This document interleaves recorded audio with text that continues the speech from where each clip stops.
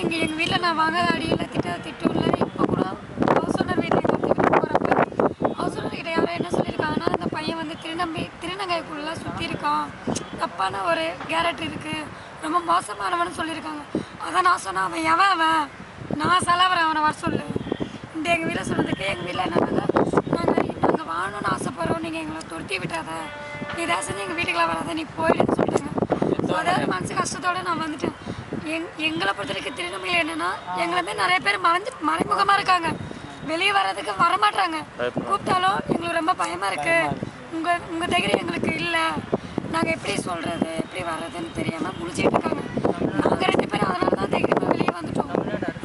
வெளியே வந்தவே தான் எங்கள் வீட்டில் தெரிஞ்சு அதுக்கப்புறம் வீட்டுக்கு இதுக்கப்புறம் திருத்த முடியாது, எதுவுமே பண்ண முடியாது, நீ எல்லாம் கேட்டு போகணும், நானும் நிம்மதியாக வெளியே எங்களுமே நாங்கள் வர வைக்கணுன்ட்டு தான் எங்கள் 2 பேரோட ஆசை. எங்களை பேர் ஆளுங்க தர்ஷின் ஒருத்தங்க இருக்காங்க, ஜீவாட்டு இருக்காங்க, அவங்கெல்லாம் வர வைக்கணும். எங்களுக்குன்னு எவ்வளோ ஆசைங்க. எங்களுக்கு கிரெடிட் கார்டு இல்லை, அடையாள அட்டை இல்லை, ரேஷன் அட்டை இல்லை, எதுவுமே கொடுக்க மாட்டாங்க. ஒரு சரவண பவனில் ஹோட்டலில் சாப்பிட போனால் கூட மேலே வந்து கீழே வரைக்கும் பார்க்குறானுங்க.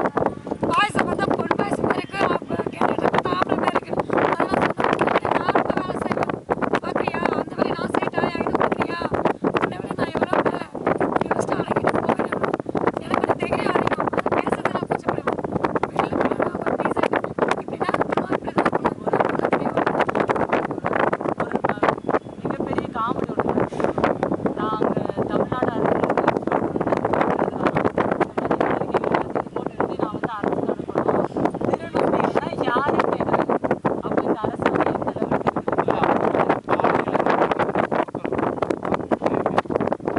சமச்சீர் கல்லூரி பாடத்திட்டத்தில் வந்து சும்மா எதையோ கொண்டுட்டு வந்திருக்கான்.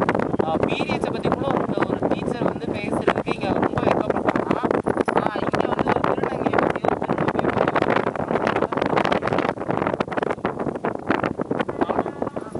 திருநங்கைகள் பற்றி எந்தவித அமைப்புகள் வந்து வெளியில் கொண்டு வந்தாலும் நாங்களே வந்து மைனாரிட்டியில் இருக்கிறோம். ஸோ திருநம்பிகள் வந்து அதை விட மைனாரிட்டியாக இருக்கிறாங்க. இப்போ என்கிட்ட அந்த அதிகாரி கேட்குறாரு, திருநங்கைகள் அதிகமாக திருநம்பிகள் அதிகமாக கேட்குறாங்க. அப்போ எங்களுக்கு மட்டும்தான் நாங்கள் இருக்கிறோன்னா பசங்க இன்றைக்கி வெளியில் வந்துருக்காங்க.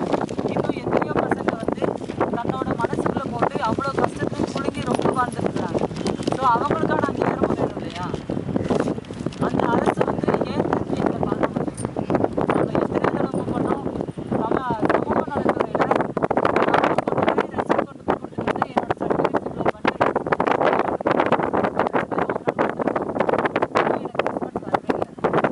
நலவாரியம்னு ஒன்று ஆரம்பித்தாங்க. அதோட நிலைமை எவ்வளவு கவலைக்கிடமாக இருக்குன்னு எனக்கே தெரியல. அந்த நலவாரியத்தோட அட்ரஸ் என்னன்னு என்கிட்ட கேட்டாலும் எனக்கும் தெரியாது. உனக்கு தெரியுமா? நலவாரியம் எங்கே இருக்குன்னு உனக்கு தெரியுமா? நலவாரியத்தில் யாரா இருக்குன்னு தெரியாது. தெரிஞ்சு வச்சுட்டாங்க. அதுதான் சாட்சி. ஒரு நிமிஷம்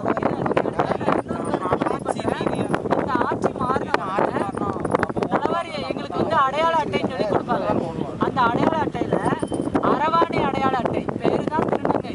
அதில் அரவாணி அடையாள அட்டைன்னு போட்டு அந்த அட்டையை வச்சு ஒரு யூஸ் பண்ண முடியாது. அந்த நலவாரி அட்டை கொடுக்கறத கூட இப்போ ஸ்டாப் பண்ணி வச்சுட்டாங்க. கடந்த 10 மாத காலமாக போராடி இப்போ போன மாதம் தான் அதுக்கான இது வந்து கொஞ்சம் மூவ் பண்ணி அதுவும் 50 பேருக்கு மட்டும்தான் அடையாள அட்டை கொடுப்பேன் அப்படின்னு சொல்லி. அப்போ மிச்ச பேர்லாம் எங்கே போவாங்க? அந்த அடையாள அட்டை இருந்தால் தான் வேலை வாய்ப்புக்கு எல்லாத்துக்குமே வந்து நாங்கள் வந்து மூவ் பண்ணுவோம்னு சொல்லி சமூக நலத்துறையில் வந்து சொல்கிறாங்க. அடையாள அட்டை இல்லாதவங்க எங்கே போக? ஒவ்வொருத்தரும் வந்துக்கிட்டே இருக்கிறாங்க. இது வந்து ஜென்ரேஷன், வளரும் ஜென்ரேஷன் வந்துட்டு இருக்கிற நேரத்தில் அவங்களுக்கு வந்து நலவாரியத்திலேருந்து ஏதாவது ஒன்று செய்யலாம் அப்படின்னா நலவாரியத்தில் உள்ள போர்டு மெம்பர்ஸ் எல்லாம் கலடு கட்டைகளாக உட்காந்துட்டு இருக்காங்க. படித்தவங்க அதான் அரசியல் மாதிரி அங்கே படித்த திருநங்கைகள் யாருமே வந்து இந்த மாதிரி எங்களுக்கு வந்து கல்வி வேலை வாய்ப்புக்குன்னு சொல்லிட்டு கிட்டத்தட்ட எத்தனையோ வருஷ காலமாக நாங்கள் வந்து போராடிட்டு தான் இருக்கோம். இன்னும் எந்த ஒரு விடுவு காலமுமே கிடைக்கவே இல்லை. அப்போ படித்த படிப்பு எதுக்கு? அந்த சர்டிஃபிகேட்ஸ் எதுக்கு? ஸோ திருநங்கைகளோட நிலைமையே இவ்வளோ இதாக இருக்குன்னா திருநம்பிகள் இவங்க 2 பேரும் என்ன படிச்சிருக்காங்கன்னு கேளுங்க. 8ஆம் கிளாஸ் படிச்சிருக்கிறாங்க. இவங்க படித்து இவ்வளோ தூரம் படித்ததே அவ்வளோ பெரிய விஷயம். படித்த திருநம்பிகள் கம்மி, படித்த திருநம்பிகள் மிக மிக குறைவு.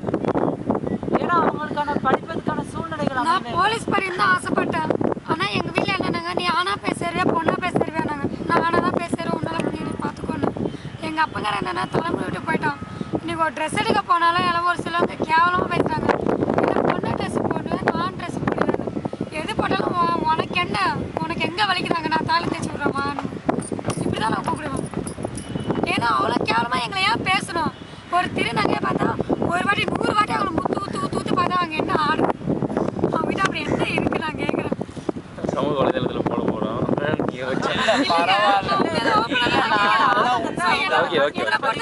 நான் வந்து ஒன்று வச்சுட்டு நிறைய பேர் பார்ப்பாங்க. இவ்வளோ பேர் நான் சந்திச்சிருக்கேன். எனக்கு இது வரைக்கும் சிறிய கையிலனா எனக்கு யாருமே தெரியாது. நான் எங்கேயே கடந்திருப்பேன், எந்த மொழியில வந்திருப்பேன். இவங்க யாருமே எனக்கு தெரிஞ்சிருக்க மாட்டாங்க. செல்வ மாமா எனக்கு தெரிஞ்சிருக்க மாட்டாங்க. இன்னைக்கு எங்கள் செல்வியக்காக தான் நான் வெளியே வந்தேன். இவ்வளோ பேரையும் நான் சந்தித்தேன். எங்கள் செல்வியக்காக தான் நான் ரொம்ப பாராட்டு பண்ணேன்.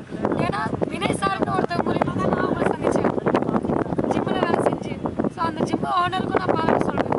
இன்னி வரைக்கும் அவங்க ஏன்னா என்னை பற்றி நான் ஓப்பனாக எல்லாமே சொல்லி தான் அந்த ஜிம்மில் நான் ஜாயின் பண்ணுது. ஏன்னா நான் லாஸ்ட்டில் தேர்ந்து என்ன அசிங்கப்படுத்துறதை விட நான் முன்னாடி சொல்லி என்னை நான் அசிங்கப்படுத்தியது பெட்டர். அதனால தான் என்னை முன்னாடி சொல்லிட்டேன். இஷ்டம் தான் சேர்த்தேங்க, கஷ்டம் நான் அனுப்பிச்சிருங்க, நான் போய்க்கிறேன்னு.